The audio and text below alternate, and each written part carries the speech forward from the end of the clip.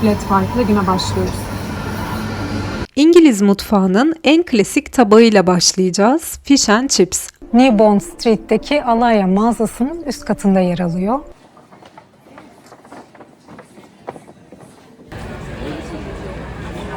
Çok iyi. Çok iyi. Harika. Çok iyi. Sizi Londra'nın en yeni ve dikkat çeken müzelerinden birine getirdim.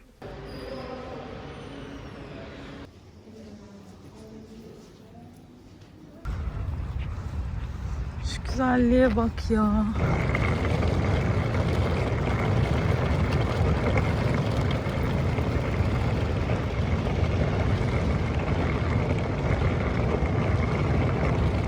Sabahın 5'i ve biz Bakü'de Londra uçağımızın kalkmasını bekliyoruz.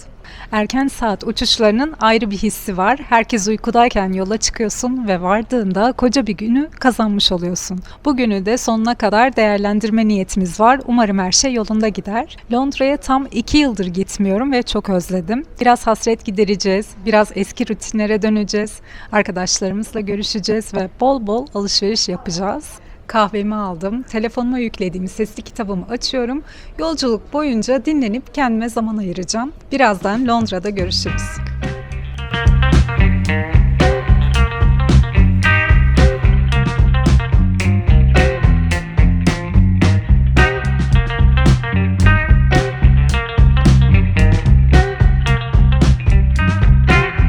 Şimdi şehir merkezine geçiyoruz. Sonrasında da Uber'le otele devam edeceğiz.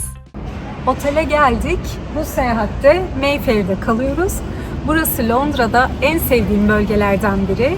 Listemde olan neredeyse her yere yürüyerek ulaşabiliyorum ki grev döneminde gelmişken bu gerçekten büyük avantaj. Metroya minimum bağımlılıkla şehri yaşamak tam istediğim bir şey. Bir de dürüst olayım, bu bölgeyi seviyoruz. Yapacak bir şey yok.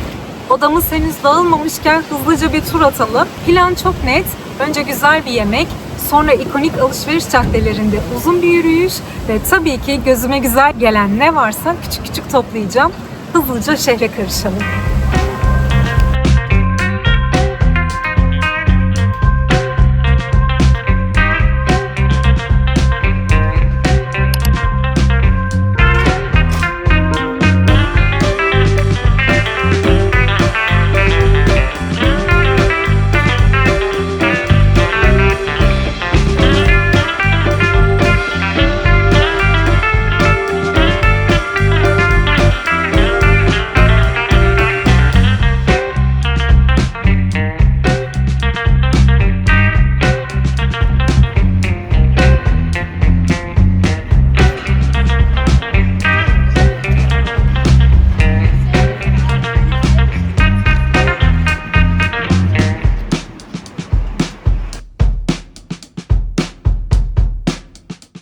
Bu lüks semtin ismi aslında oldukça eski bir gelenekten geliyor. 17. yüzyılda bu bölgede her yıl Mayıs ayında kurulan büyük bir panayırdan adını alıyor. Aslında ironik bir durum var. Bir zamanlar panayır alanı olan bu yer şimdi sadece Londra'nın değil, dünyanın en elit ve en pahalı bölgelerinden biri.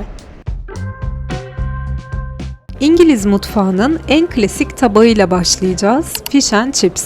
Ama önce kısa bir hikaye anlatacağım. İkinci Dünya Savaşı sırasında İngiltere'ye gelen gıda gemileri Nazi saldırıları nedeniyle batırılıyordu. Ülkeye yeterli yiyecek ulaşamıyordu. Hükümet şunu fark etti: eğer kontrol edilmezse zenginler stok yapacak, fakirler ise aç kalacaktı. Bu yüzden karne sistemi getirildi. Herkesin belirli miktarda gıdaya eşit erişmesi sağlandı. Ama bu sistemde çok ilginç bir istisna vardı. Fish and Chips karneye dahil edilmedi. Dönemin başbakanı Winston Churchill bu yemeği halk için iyi bir moral kaynağı olarak görüyordu. Yani aslında bu tabak sadece bir yemek değil, bir dönemin psikolojik desteği gibi.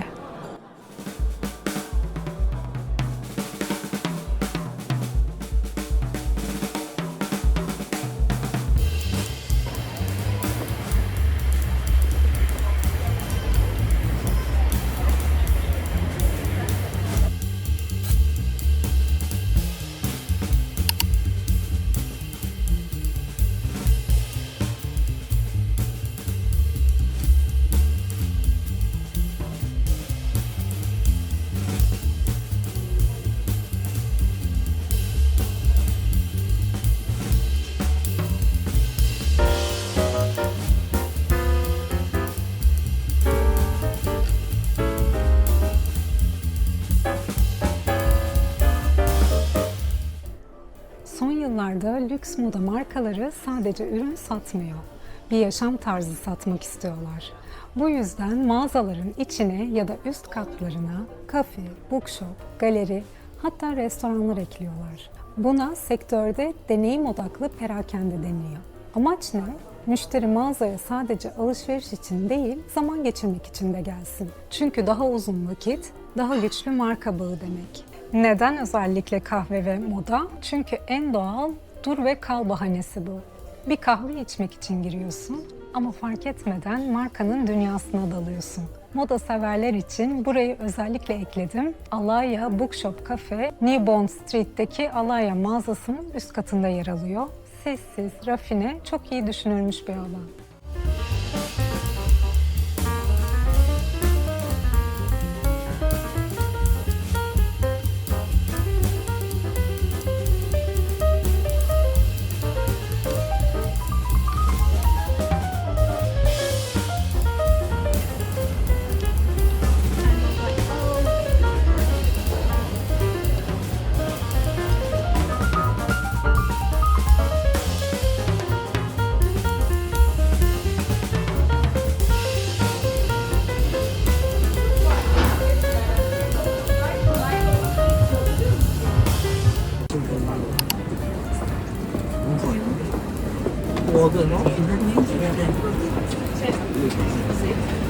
Sen seversin.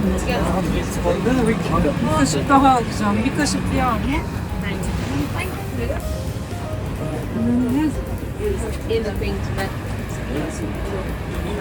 Çok iyi.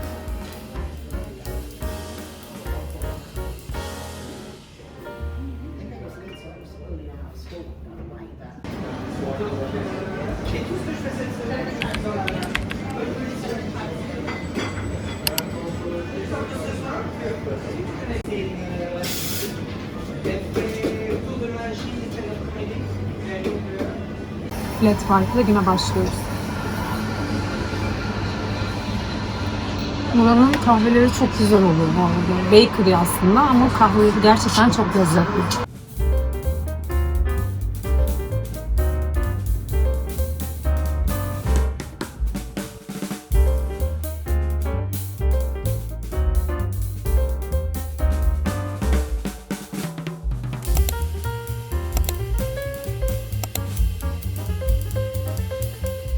Burası benim en sevdiğim outletlerden biri. Çünkü sadece outlet değil, aynı zamanda sezon ürünlerini de bulabiliyorsunuz. Ve açıkçası ortamı çok keyifli. Benim sevdiğim tüm markalar var. Normalde her zaman kendi arabamızla geliyorduk. Bu sefer turist olduğumuz için araba kiralayalım dedik. Malibu'ndan trenle de geliniyor ve çoğu zaman karayolundan daha hızlı. Ama biz grev dönemine denk geldiğimiz için riske atmak istemedik. Bir de bugün bayağı alışveriş yapmayı planlıyoruz. Paketlerle dolaşmak pek konforlu değil. Alışveriş yaptıkça arabaya bırakacağız. Bu arada burada ücret karşılığında hands-free shopping diye bir sistem de var. Aldığınız ürünleri sizin yerinize topluyorlar. Siz hiçbir şey taşımıyorsunuz. Dönüşe yarım saat kala teslim alabiliyorsunuz.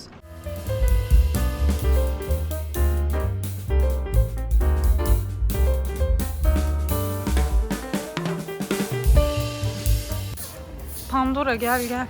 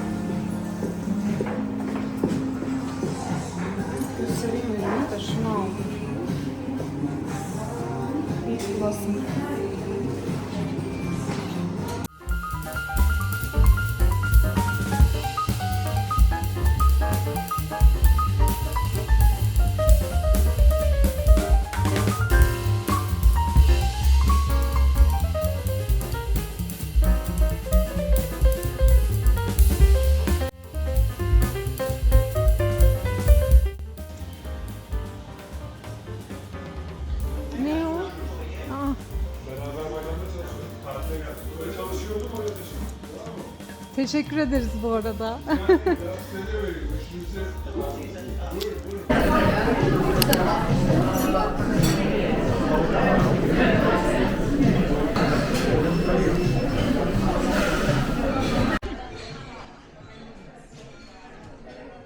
Burada mutlaka bir öğle arası veriyoruz. Öğlen saatlerinde restoranlar çok dolu oluyor. Ben önceden Open Table uygulaması üzerinden rezervasyon yapıyorum. Hiç beklemeden girip İtalyan mutfağının tadını çıkarıyoruz. Biraz dinlenip alışverişe devam ediyoruz.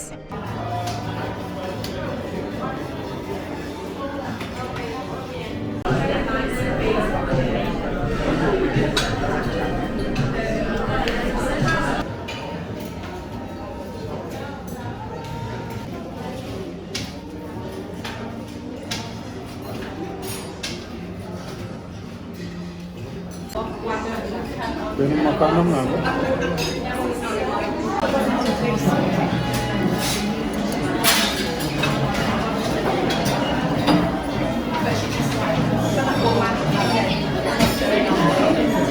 Nasıl? Sıcak.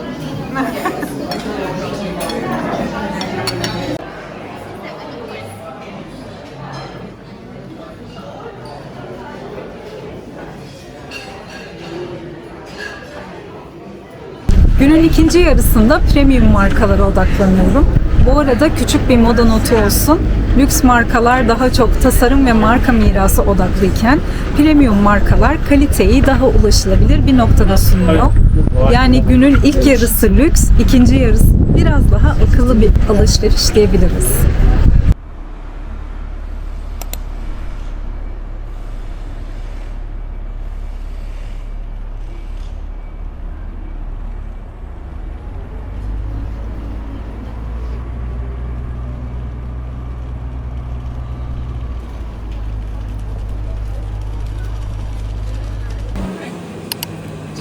With custard. Yes. Yeah. Any allergies? Honey, I have honey allergy. We don't have one. Okay. That'd be £7.65. Ready?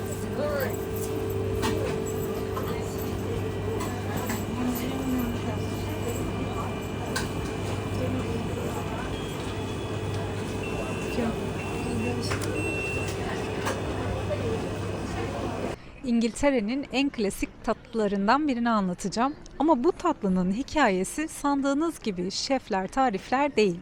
1940'lar, Birleşik Krallık savaşta. İkinci Dünya Savaşı tüm Avrupa'yı etkiliyor. Market rafları boş, şeker yok, tereyağı yok. Un zaten sınırlı ama insanların bir ihtiyacı var. Küçük de olsa bir tatlı an. Ama turta demek alt hamur, üst hamur, bol malzeme ve o dönemde bu bir lüks. Sonra biri çıkıp şöyle demiş: altını boş verelim, üstüne biraz karışım serpelim, fırına atalım. Ve işte o an crumble doğmuş. Altında sade meyve, üstünde sadece un, şeker ve tereyağı. Ne süslü ne iddialı. Ama tam o dönemin ruhu gibi sade, yeterli ve gerçek. Yediğiniz şey sadece bir tatlı değil, bir dönemin yoklukla kurduğu küçük bir mutluluk. Şimdi tadına bakalım.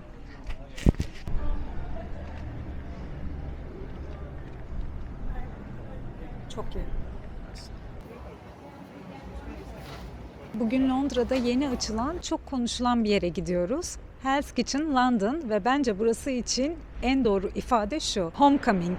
Çünkü bu konseptin arkasındaki isim zaten Londra'dan çıkan biri, Gordon Ramsay. Yani yıllardır dünyaya yayılan Hell's Kitchen konsepti bir anlamda kendi evine dönmüş oluyor. Hell's Kitchen aslında bir restoran fikrinden önce bir televizyon fenomeni.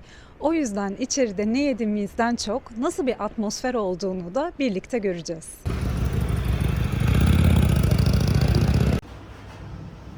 Welcome! The red team and the blue team are all lined up and we can't wait for you to dine with us. I promise not to shut it down.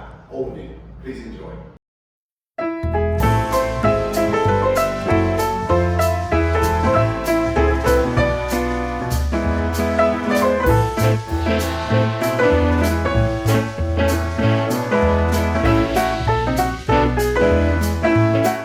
Şimdi akşam yemeği için Londra'nın en ünlü şeflerinden birinin restoranına geldik. Gordon Ramsay. Aslında hikayesi oldukça klasik başlıyor. Fransız mutfağı eğitimi alıyor. Çok disiplinli bir mutfak kültüründen geliyor ve gerçekten inanılmaz yüksek standartlarda çalışıyor. Sonra kendi restoranını açıyor ve 3 Michelin yıldızı alıyor. Yıllardır da bunu koruyor. Ama onu asıl global yapan şey televizyon programları ve o meşhur sert karakteri. Bugün Londra'da tek bir restoranı yok. Bir sürü farklı konsepti var. Fine dining var, daha ulaşılabilir restoranlar var, steakhouse tarzı restoranlar var. Yani aslında herkes için bir Gordon Ramsay deneyimi var diyebiliriz.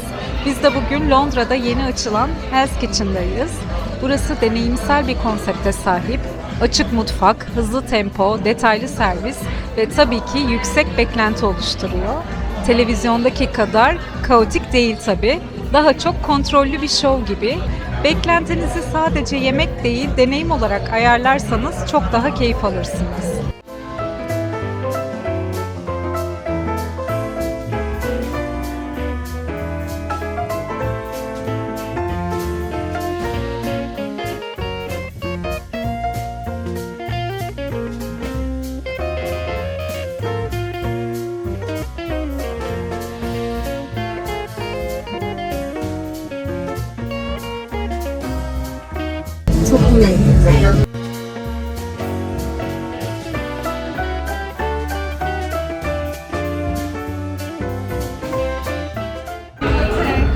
They make pizza and flatbread and they hold the dishes like salads as well. And the blue kitchen is all the mains and all the hot dishes.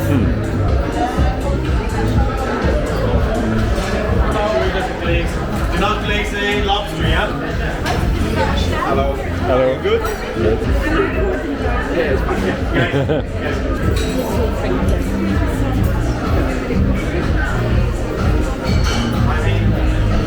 Please, yeah, followed by one parmesan fries. Thank you.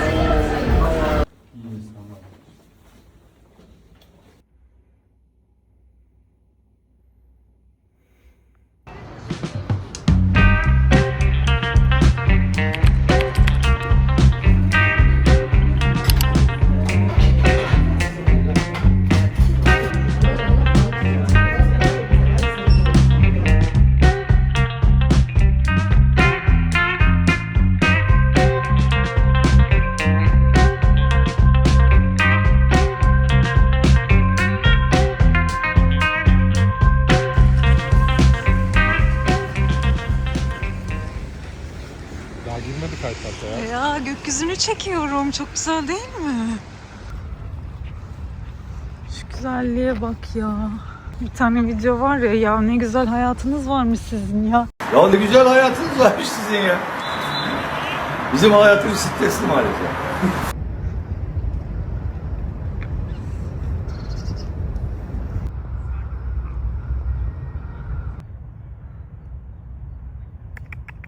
Gofret olsa...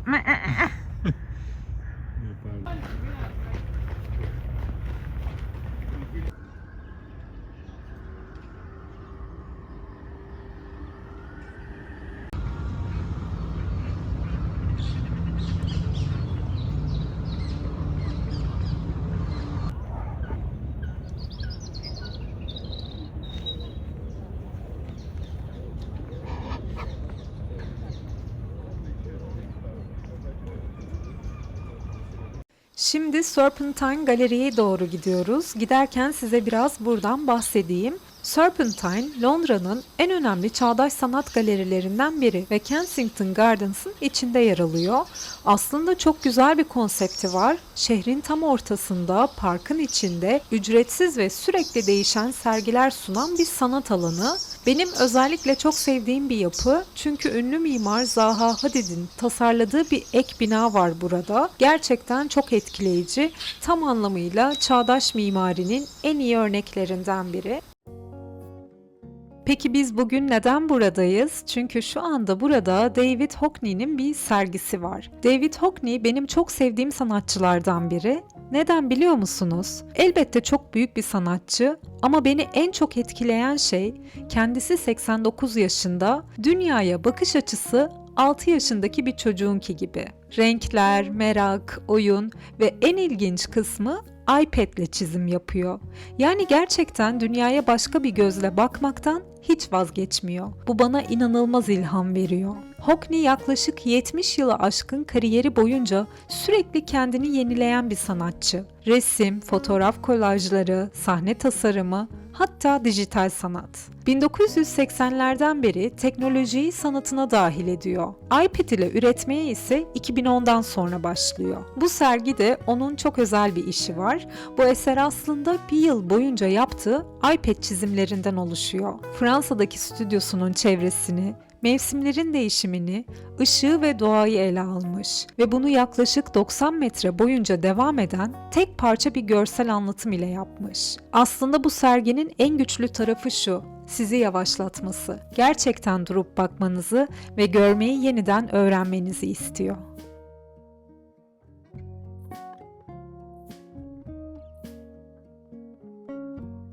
Don't do it. Don't do it. Don't do it. Do not do it. Don't do it. Don't do it. Don't do it. Don't.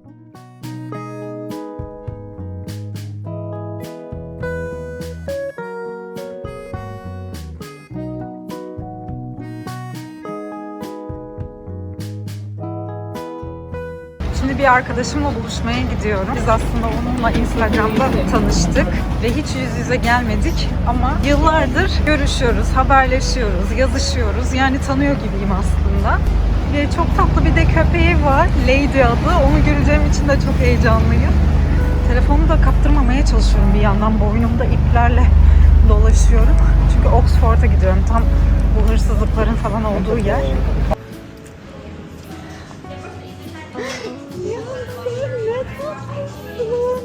Veriyor.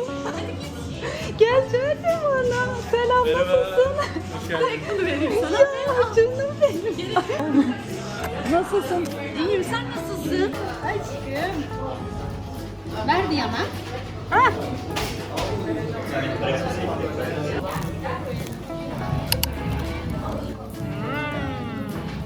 Akıyor.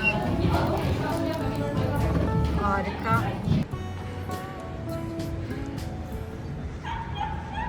Elsa Schiaparelli sergisine geçiyoruz. Moda ve tasarıma ilgi duyanlar için gerçekten kaçırılmaması gereken bir sergi bu. Moda dünyasının en farklı isimlerinden biri. Hatta çok kişi onu modanın sürrealist sanatla buluştuğu nokta olarak tanımlıyor. En sevdiğim detaylardan biri Schiaparelli, Salvador Dali ile birlikte çalışıyor.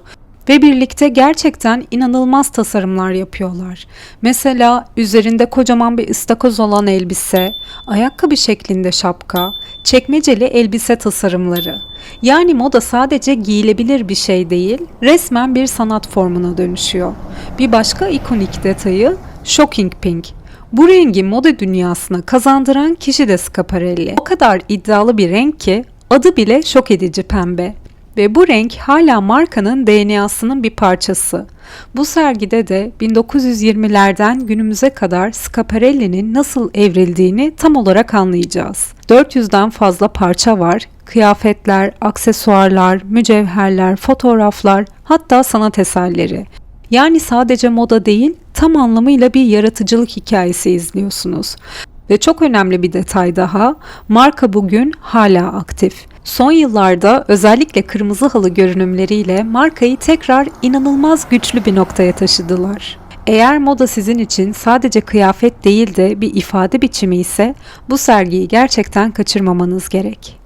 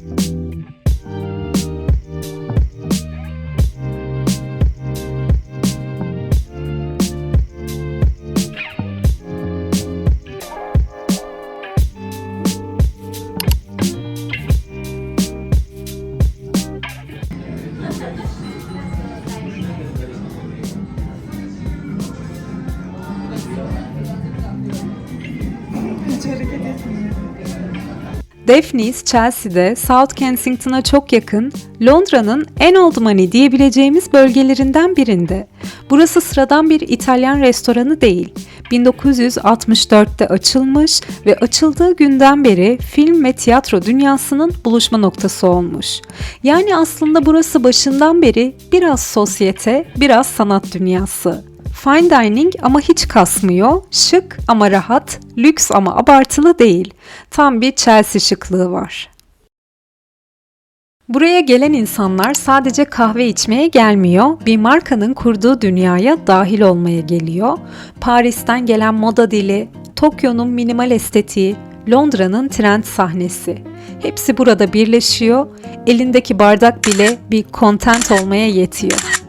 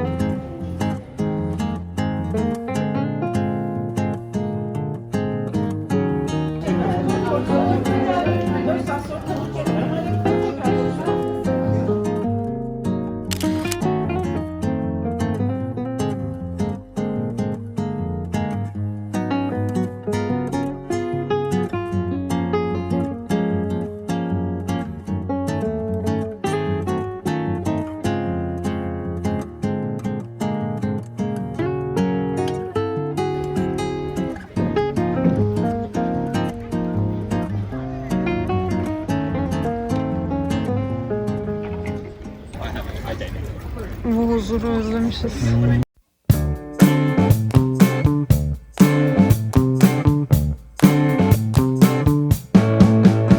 Londra'dasınız, Banksy, Andy Warhol, Basquiat, Keith Haring gibi çağdaş sanatın yönünü değiştirmiş, pop sanat ve sokak sanatının en güçlü temsilcilerinin işlerini tek bir çatı altında görmek istiyorsanız.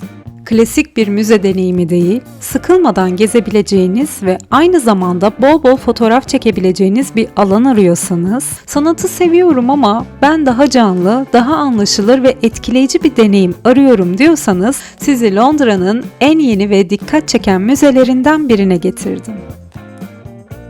MoCA'nın Amsterdam ve Barcelona'daki başarısından sonra 2 yıl önce açılan Londra şubesi, şehrin 100 yıllık müze geleneğinin yanında oldukça yeni. Bu yüzden çiçeği burnunda diyebiliriz ve tam da bu yüzden farklı bir deneyim sunuyor. Burası klasik anlamda eser izleyip çıkılan bir müze değil. Duvara asılı işlerin ötesinde, ışık, renk ve dijital sanatla aranızdaki mesafe ortadan kalkıyor. Benim en sevdiğim detaylardan biri ise tabii ki müze mağazası oldu. Posterler, sergi ürünleri, kitaplar ve aksesuarlar, hatta bazı sanatçılara özel parçalar bile var. Kendiniz için ya da hediye etmek isterseniz seçkin alternatifler bulabilirsiniz. Londra'ya gerçekten doyum olmuyor. En kısa zamanda yeniden gelmek için şimdiden planlar yapmaya başladık bile. Eğer videoyu beğendiyseniz kanalıma abone olmayı ve destek olmayı unutmayın. Bir sonraki videoda yeniden görüşmek üzere.